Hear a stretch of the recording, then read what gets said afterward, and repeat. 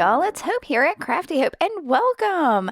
Today I am running a little early on the Clean Slate Journal series from my friend Nina Fickett. This is every year she kind of does an art journaling or mixed media series or challenge for herself, and this year she's doing what she's calling Clean Slate. She made herself a journal out of a bag, I believe, and she had several of them that she was selling in her shop. She might still have some, but it is a junk journaling challenge there's really no rules. You just take this journal and take a junk journal and play in it. So if you want to jump in and play in your journal and tag it, go for it. I will link to Nina and her October video below.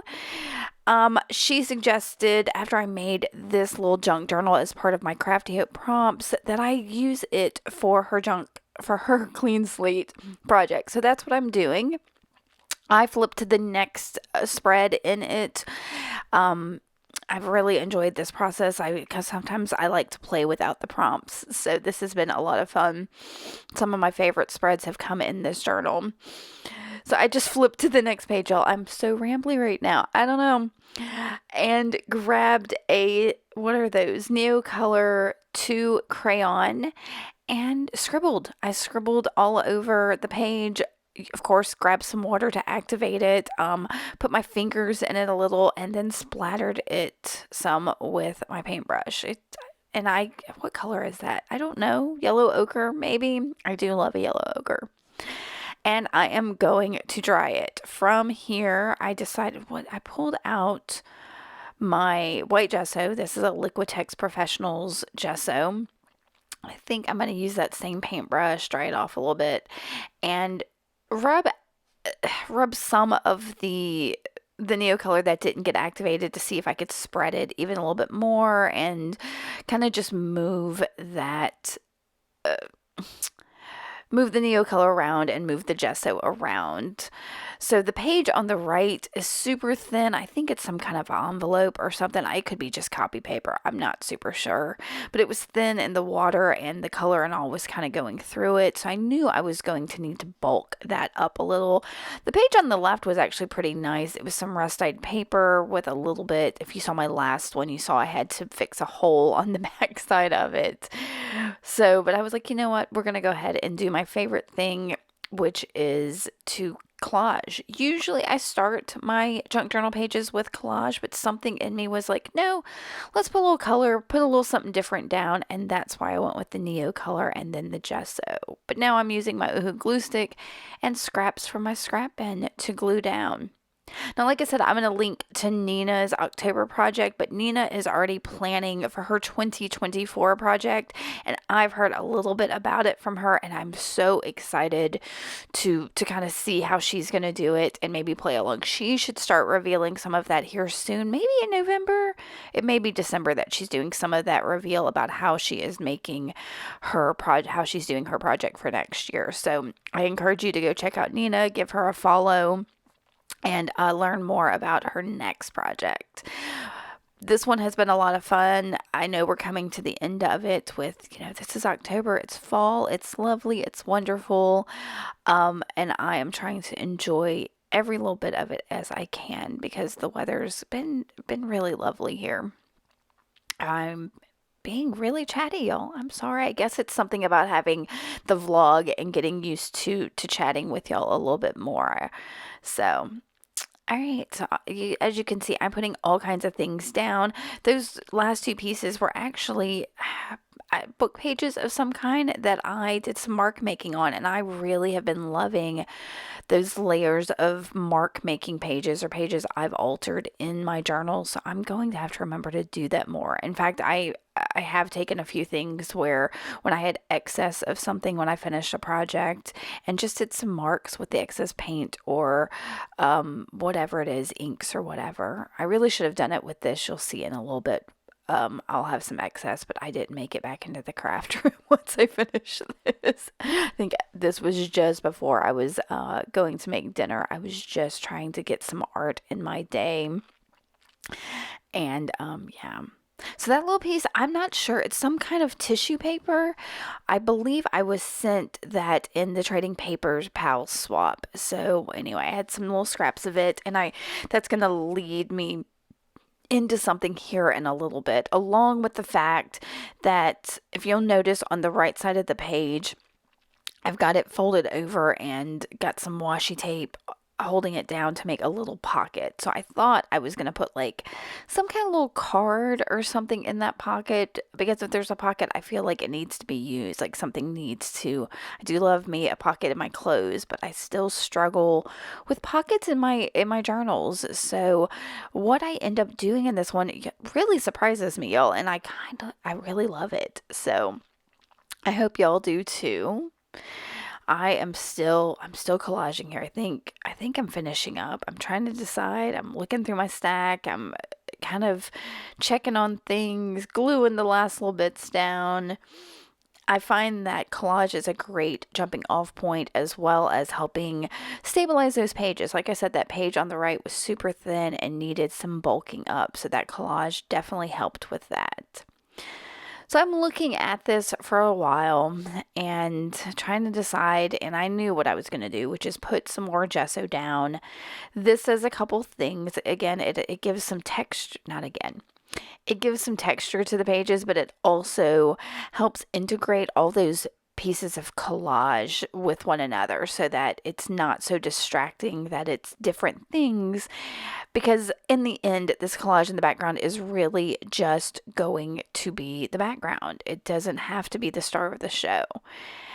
And you can see I'm doing a little bit of I don't know, a little brush on, a little scrape off, with just a hotel room key, I think.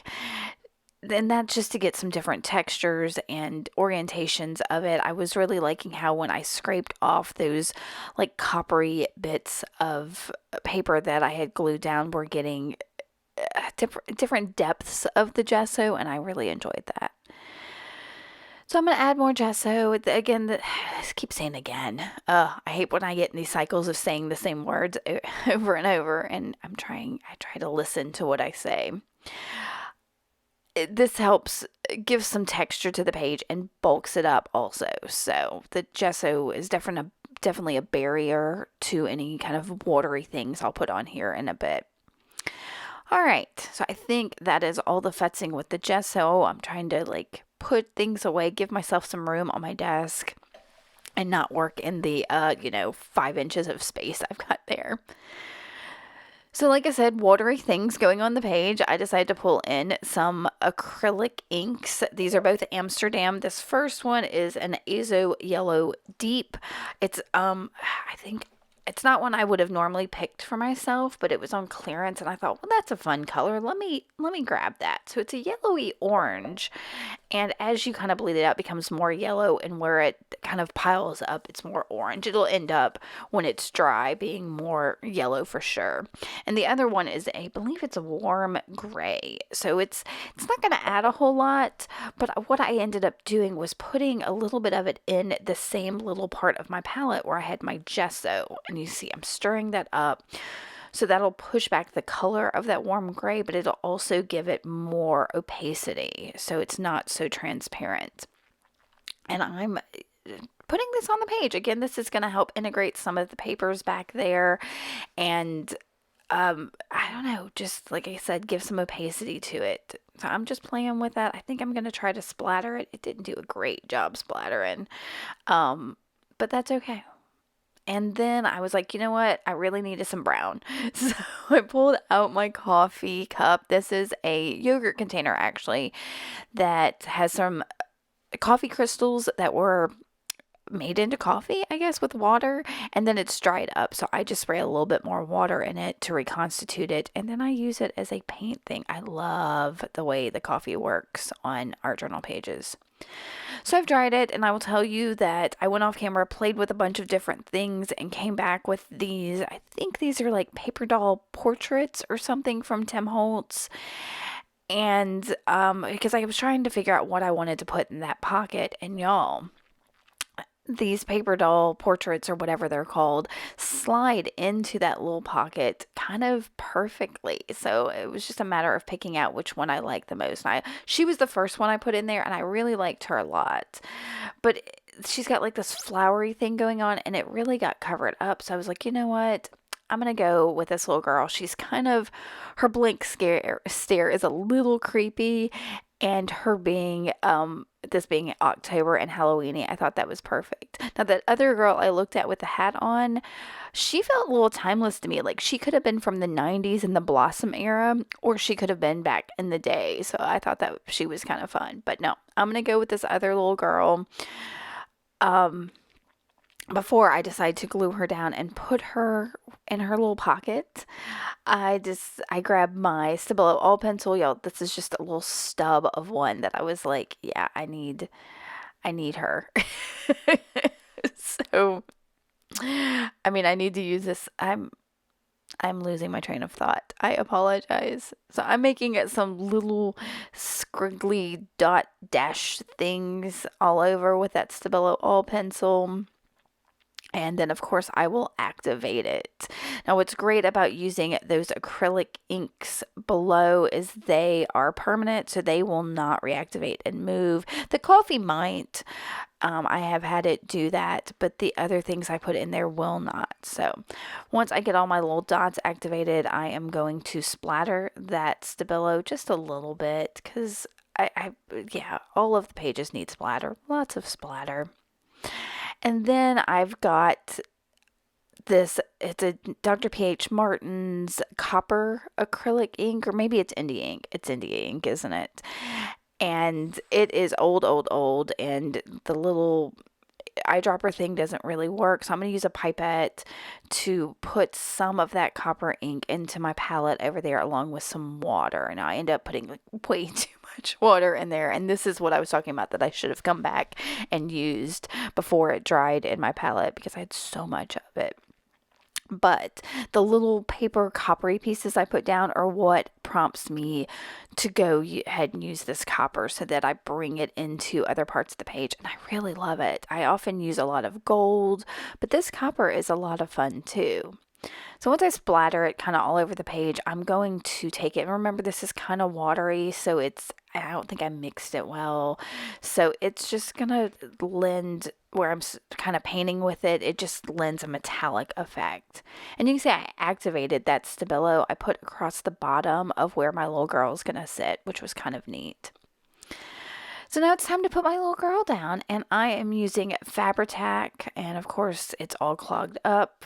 So I've got to get it going, and then I will get her glued down. So I'll put the Fabri-Tac as much as I can on her, but not super thick.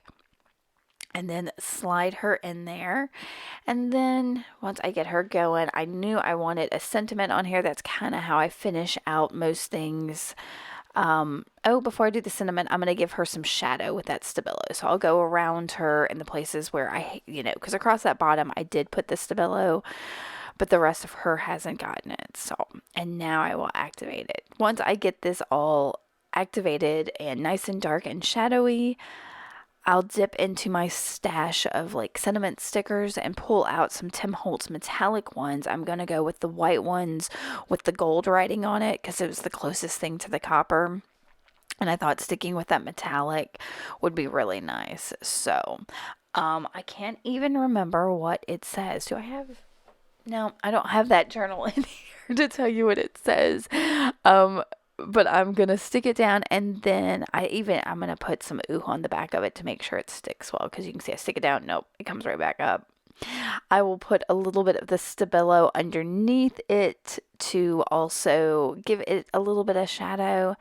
And I think that's about it, y'all. This was a super fun one. Like I said, I encourage you to go check out Nina.